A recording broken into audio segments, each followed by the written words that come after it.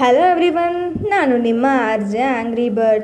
ಇವತ್ತು ನಾವು 6th sem BCom BCU ಸಿಲಬಸ್ನಲ್ಲಿ ಬರೋ ಮ್ಯಾನೇಜ್ಮೆಂಟ್ ಅಕೌಂಟಿಂಗ್ನ ಸಿಲಬಸ್ ನೋಡ್ಕೊತಾ ಹೋಗೋಣ. ಇದರಲ್ಲಿ ಟೋಟಲ್ 5 ಯೂನಿಟ್ಸ್ ಇದೆ. ವಿಡಿಯೋ ಹೊಳಗೆ ಹೋಗೋಕ್ಕೆ ಮುಂಚೆ ನನ್ನ ವಿಡಿಯೋ ನಿಮ್ಗೆ ಇಷ್ಟ ಆಗಿದ್ರೆ ಸಬ್ಸ್ಕ್ರೈಬ್ ಮಾಡ್ಕೊತಾ ಹೋಗಿ, ಒಂದು ಲೈಕ್ ಕೊಡ್ಕೊತಾ ಹೋಗಿ, ಆ್ಯಂಡ್ ನಿಮ್ಮ ಫೀಡ್ಬ್ಯಾಕ್ ಏನಿದ್ರು ಕಮೆಂಟ್ ಮಾಡ್ಕೊತಾ ಹೋಗಿ. ಆ್ಯಂಡ್ ನನ್ನ Instagram ID RJ angry bird ಅಂತ, ಅದಕ್ಕೂ ಟೆಕ್ಸ್ಟ್ ಮಾಡ್ಕೊತಾ ಹೋಗ್ಬೋದು. And first unit is introduction to management accounting.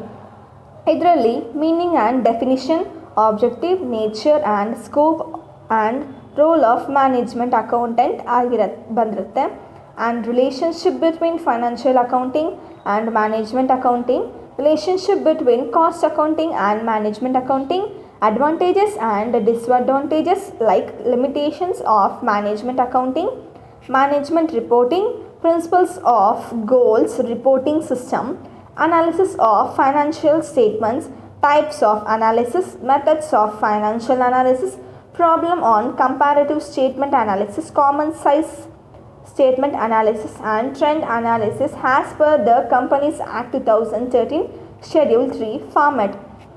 ಇಷ್ಟೆಲ್ಲ ಅದರಲ್ಲಿ ಬರುತ್ತೆ. ಇದು ಪೂರ್ತಿ ಥಿಯರಿನೂ ಇಲ್ಲ, ಪ್ರಾಕ್ಟಿಕಲೂ ಇಲ್ಲ. ಇದರಲ್ಲಿ ಆದರೆ comparative, common size and trend analysis ಮಾತ್ರ ಕೇಳ್ಕೊತಾ ಹೋಗ್ತಾರೆ. ಇವಾಗ unit 2 ratio analysis. Meaning and definition of ratio, meaning of accounting ratio and ratio analysis, uses and limitations, ಕ್ಲಾಸಿಫಿಕೇಷನ್ಸ್ of ratio, liquidity ratio, profitability ratio and solvency ratio. ಇದರಲ್ಲಿ ಪೂರ್ತಿ problems ಬರೋಕ್ಕೂ chances ಇದೆ. ಇದರಲ್ಲಿ meaning and definition ಬಿಟ್ಟು ಇನ್ನೇನು theory part ಕೇಳೋಕ್ಕೆ ಹೋಗಲ್ಲ. ಇದರಲ್ಲಿ ಆದಷ್ಟು ಒಂದು 15 ಮಾರ್ಕ್ಸ್ನ ಎಕ್ಸ್ಪೆಕ್ಟ್ ಮಾಡ್ಕೊತಾ ಹೋಗ್ಬೋದು.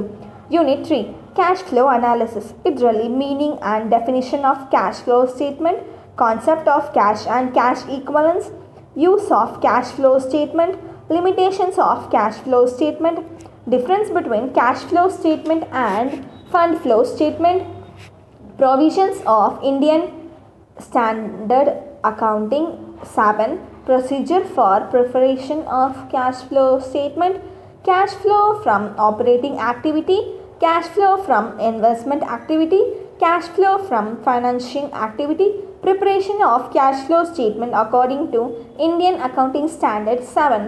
ಇದರಲ್ಲಿ ಎಲ್ಲ ಬರೋದು ಇಂಡಿಯನ್ ಅಕೌಂಟಿಂಗ್ ಸ್ಟ್ಯಾಂಡರ್ಡ್ 7 ಇಂದಾನೆ. ಇದರಲ್ಲಿ ಮೋಸ್ಟ್ಲಿ ನಮಗೆ ಪ್ರಾಬ್ಲಮ್ಸೇ ಇರುತ್ತೆ, ಮೀನಿಂಗು ಕೇಳೋದು ತುಂಬ ರೇರ್ ಆಗಿರುತ್ತೆ. ಆ್ಯಂಡ್ ಸಪೋಸ್ ಇನ್ನೇನಾದರೂ ನನಗೆ ಬ್ಲೂ ಪ್ರಿಂಟ್ ಥರ ಸಿಕ್ಕಿದ್ರೆ ಅದನ್ನ ನಾನು ಇನ್ಸ್ಟಾಗ್ರಾಮ್ ಐಡಿಯಲ್ಲಿ ಪೋಸ್ಟ್ ಮಾಡ್ಕೊತಾ ಹೋಗ್ತೀನಿ. ನನ್ನ Instagram ID RJ angry bird ಅಂತ. ಅದರಲ್ಲಿ ನೀವು ಟೆಕ್ಸ್ಟ್ ಮಾಡ್ಕೊತಾ ಹೋಗ್ಬೋದು, ನಾನು ರಿಪ್ಲೈ ಕೊಡ್ತಾ ಹೋಗ್ತೀನಿ. ಆ್ಯಂಡ್ ಫಾಲೋ ಮಾಡ್ಕೊಳ್ಳಿ. ವೈ? ಬಿಕಾಸ್ ನಾನು ಇನ್ನೇನೇ ಇನ್ಫಾರ್ಮೇಷನ್ಸ್ ಇದ್ದರೂ ಅದರಲ್ಲೇ ಪೋಸ್ಟ್ ಮಾಡೋದು. ಪದೇ ಪದೇ ನಾನು ಯೂಟ್ಯೂಬಲ್ಲಿ ವಿಡಿಯೋ ಹಾಕೋದಿಲ್ಲ, ಏನೇ ಇದ್ದರೂ ಕಂಟೆಂಟ್ ವಿಡಿಯೋ ಮಾತ್ರ ಬರೋದು.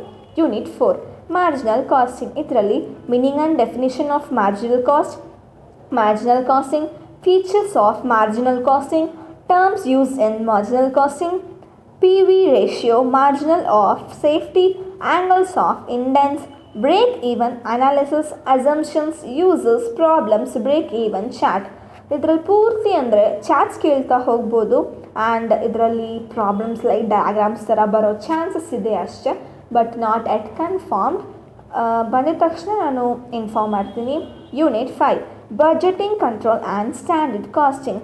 ಇದರಲ್ಲಿ introduction, meaning and definition of budget and budgeting control, objective of budgetary control, essential requirement, budgetary control, advantages and disadvantages of budgetary control, types of budgets, functional budgets, cash budget, cash sales budget, purchase budget and production budget, fixed and flexible budgets, problems on flexible budget and cash budget only. ಇದರಲ್ಲಿ problems ಏನೇ ಇದ್ದರೂ flexible and cash budget ಮೇಲೆ ಬರುತ್ತೆ ಅಂತ ಹೇಳ್ಕೊತಾ ಹೋಗ್ತಾರೆ. ಇದರಲ್ಲಿ ನಾವು ಆದಷ್ಟು ಒಂದು 5 ಮಾರ್ಕ್ಸ್ ಎಕ್ಸ್ಪೆಕ್ಟ್ ಮಾಡ್ಬೋದು ಅಷ್ಟೇ. ಬಿಕಾಸ್ ಚಾಪ್ಟರ್ ತುಂಬ ದೊಡ್ಡದಾಗಿ ಕಾಣಿಸ್ಬೋದು, ಬಟ್ ಅದರಲ್ಲಿ ಕಂಟೆಂಟ್ ಏನೂ ಇಲ್ಲ ರೀ. ಥಿಯರಿ ಆರ್ ಪ್ರಾಕ್ಟಿಕಲ್ ಯಾವುದಾದ್ರೂ ಒಂದೇ ಕೇಳ್ಬೋದು, ಅದು 5 ಮಾರ್ಕ್ಸ್ ಕೇಳ್ಬೋದು. ಆ್ಯಂಡ್ 2 ಮಾರ್ಕ್ಸ್ಗೆ ಒಂದು ಪಕ್ಕ ಇರುತ್ತೆ. And that's it for this subject.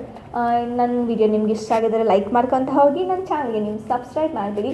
And ಏನೇ ಫೀಡ್ಬ್ಯಾಕ್ ಇದ್ದರೂ ಕಮೆಂಟ್ ಮಾಡ್ಬೋದು. ಆ್ಯಂಡ್ ನನ್ನ ಇನ್ಸ್ಟಾಗ್ರಾಮ್ ಐಡಿಗೂ ಟೆಕ್ಸ್ಟ್ ಮಾಡ್ಕೊತ ಹೋಗ್ಬೋದು.